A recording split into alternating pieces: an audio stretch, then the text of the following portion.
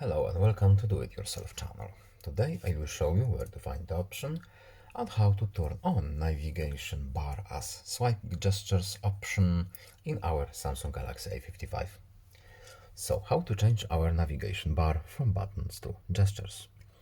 We need to go to settings, then in display options menu we are looking for navigation bar menu, and in here at the top we have two options. By default we have buttons turn on, but we can change it to gestures, and as you can see buttons disappeared from bottom of our screen.